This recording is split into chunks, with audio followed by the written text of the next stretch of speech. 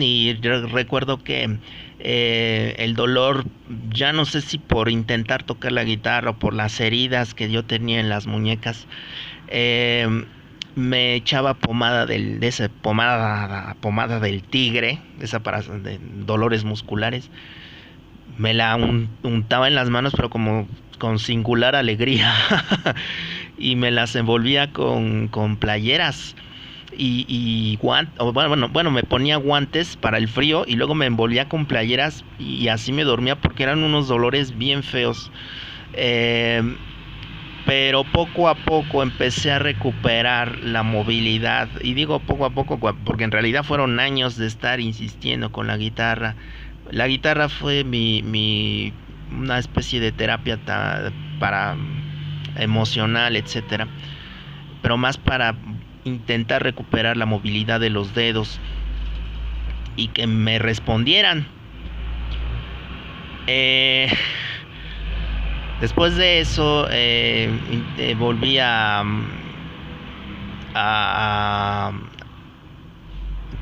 quería volver a la universidad. Dijeron, tú estás loco, así que no.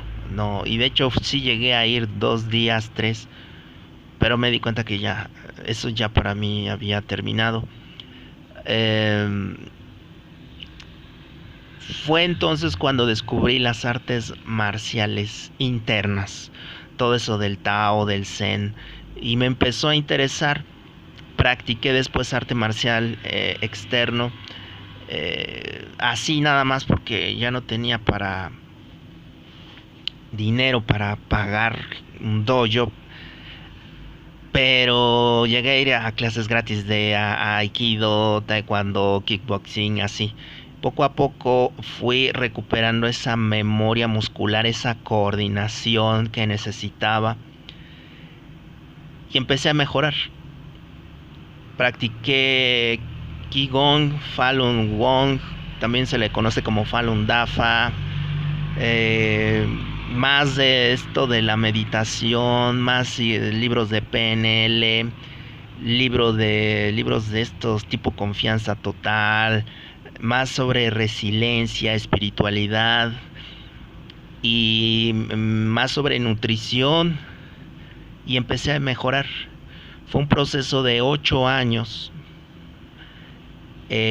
hasta que finalmente estaba listo para reinsertarme a la sociedad y volver a trabajar. Recuerdo que mi primer trabajo fue de cajero en un supermercado que ya no existe ahorita, y la gente se me quedaba viendo raro porque no traía ni las cicatrices de las cortadas del que me corté las venas, las se me veían ahí muy feo. Así que decían, qué onda, ¿no? Pero bueno, ya después usé ahí algunas cremas y cosas. No se me quitó las marcas del todo, pero sí un poquito. Él se minimizó, pero aún así todavía se me ven. Por eso uso reloj y una pulsera para tapar. Eh, y poco a poco me salí de ese trabajo. Luego entré a trabajar en una cadena de farmacias y otros trabajos, hasta que dije, ya mejor quiero ser emprendedor. Y fui emprendedor en pequeño, tuve una tienda de abarrotes y licorería, la perdí, no fue mi culpa. Tuve el más grande que fue diseño gráfico e ilustración, freelancer, impresión de publicidad y también diseño gráfico y fotografía de sociales, de identificación y video de sociales. Entonces éramos cuatro. Yo era el mero jefe. Bueno, yo hacía muchas cosas, cobraba, entregaba y todos hacíamos. Ese fue una época bonita de mi vida porque a partir de ahí empecé a invertir más en mí, en el dibujo que me gusta mucho, la guitarra, la música pues. Empecé a querer escribir y y hacer más arte marcial. Entonces me fue bueno porque el emprendimiento te da tiempo libre para hacer eso. Cobras, o sea, vienes al negocio, al changarro, cobras lo del día y te vas a hacer tus cosas, y eso está muy bien, cosa que no puedes hacer en un trabajo normal. Sin embargo, hubo ahí situaciones que luego te voy a contar, los llamados fuck ups, el fuck up de los emprendedores. Eso es otro tema, pero tuve que entrar a trabajar al gobierno. Y bueno, otra historia. Descubro lo que es el Pickup Artist, el PUA 11, como parte de la psicología, una rama de la psicología, en este caso ciencias de la atracción, psicología heterosocial. Me llamó la atención, lo estudié, lo apliqué, lo practiqué, y lo combiné con lo que yo ya traía de trabajado, digamos, toda esta ingeniería para el desarrollo personal, incluidas las finanzas, incluido lo que es el manejo de la voz, etcétera. Y pues me emocioné mucho, o sea, sí me prendió esta ciencia. Pero bueno, sí, descubro muchos huecos ahí extraños, fallas que tienen estos sistemas, estos gurúes. Pero me dan la noticia de que mi padre tiene cáncer. En ese entonces yo ya casi no vivía con mi familia, pero vivía en otra parte. Pero me regreso a la casa y me acuerdo que estaba yo en la sala de urgencias del hospital, después de ya 3 días de no dormir, de no comer bien, con la misma ropa. Estaba ahí tirado en el piso yo, y un policía llega y me patea y me dice: te hablan, ¿qué no oyes que te están hablando? Ah, sí, es mi paciente, sí, haz de cuenta, Juanito Pérez, ¿no? Juanito Pérez, sí, su paciente acaba de fallecer, ¿quiere pasar a verlo? Le dije: a ver, pues es que me habían dicho que le iban a dar de alta y de pronto siempre no. Pues es que ya ve cómo pasa esto, tuvo una infección en la... Lo que sucede es que a mi padre le da cáncer en la lengua, pero no era muy grave. Sin embargo, por sucumbir al miedo, a la desesperación, a que sí, que no, que con miedo no haces las cosas. Con miedo todo te va a salir mal, con miedo vas a fracasar y vas a sobrecomplicar todo y te va a ir peor. Yo le decía eso, pero él no me creía. Y por eso le pusieron una sonda, porque no quería comer. Se deshidrató. Como no iba al baño a evacuar por no tener líquido, pues eso le provocó una infección en las vías urinarias, que después se le fue a los pulmones, que después se le fue al estómago, que después se le fue al corazón, o sea, todo ya. Al no alimentarse adecuadamente, porque no me hacía caso igual lo que le decía. Porque yo ya tenía experiencia, lo hice conmigo. Después de ya estar al borde de la muerte por la cirrosis que te conté, tuve que mejorar mi alimentación, desde aprender a cocinar hasta saber qué es una proteína, una vitamina, carbohidratos, etcétera. Así que intenté asesorar a mi padre, pero no se dejó. Sucumbió ante el pánico, confió demasiado en los médicos. Yo le dije que no es así, que el médico no es el sabelotodo. Sí te ayuda, pero no, la mayor parte depende de ti. En fin, se deshidrató por la radioterapia. Se puso mal, de hecho en el hospital tuvieron que amarrarlo a la cama.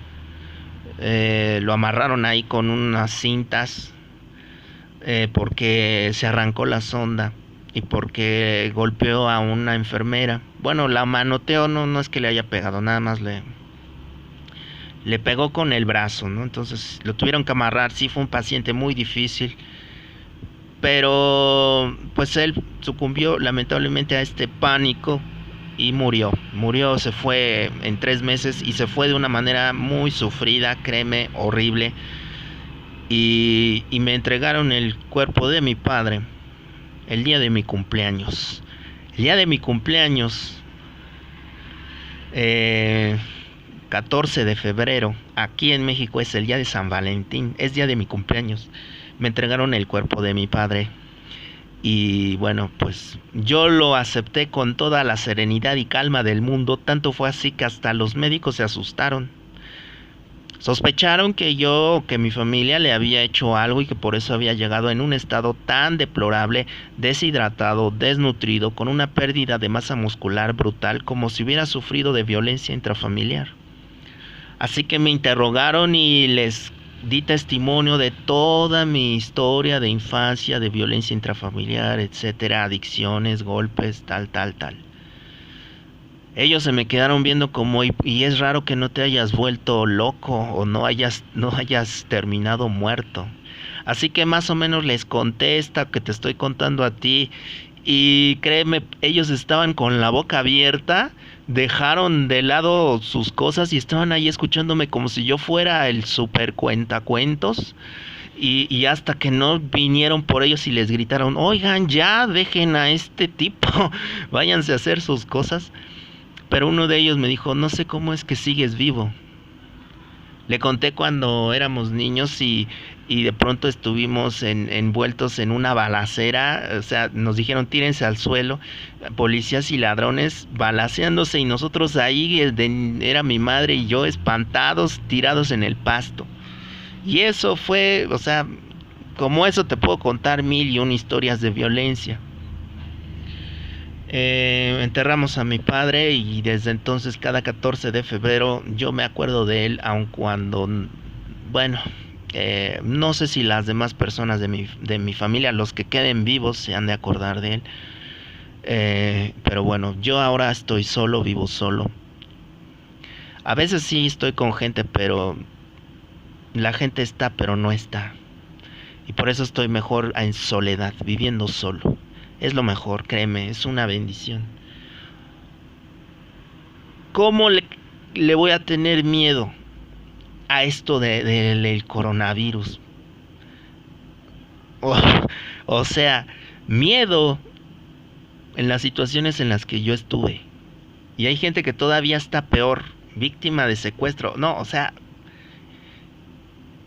superé la esquizofrenia, superé el suicidio, superé muchas cosas, superé la pobreza. ¿Miedo de qué? ¿Miedo de qué? ¿Miedo de qué? No, amigo, yo no le tengo miedo. Lo que sí es que me doy cuenta de dos cosas. La primera, que la gente está teniendo mucho miedo, mucho odio, mucha ignorancia, y que no sabe que esto es una crisis como la que pasó en los 80s, en los 90s. O sea, México ha estado de crisis en crisis, que si Cedillo, que la devaluación cuando a la moneda le quitaron los 3 ceros, el ejército zapatista, el 68, el halconazo, San Juanico, temblores, bueno, terremotos, ahora que choca el metro, ahora que mataron a Colosio. Crisis. Y esta es otra más. O sea, cuando ves de cara a la muerte, la vida toma más sentido. Y esto no es nada, amigo. Esto no es nada. Y lo que va a venir y lo que ahorita está, o sea, ¿crisis de qué?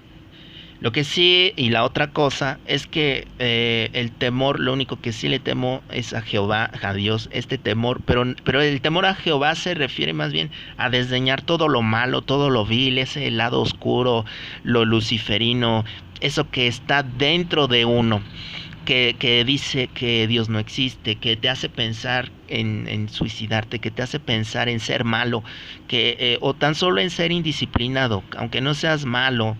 Pero recuerda que uno peca por pensamiento, palabra, obra y omisión. Así que omitir cosas también es pecar. Yo que era un completo ateo, después me dije, yo más bien de ser un completo ateo, yo descubrí a Dios. Nadie me dijo, nadie me quiso volver a una religión. Dios es una experiencia.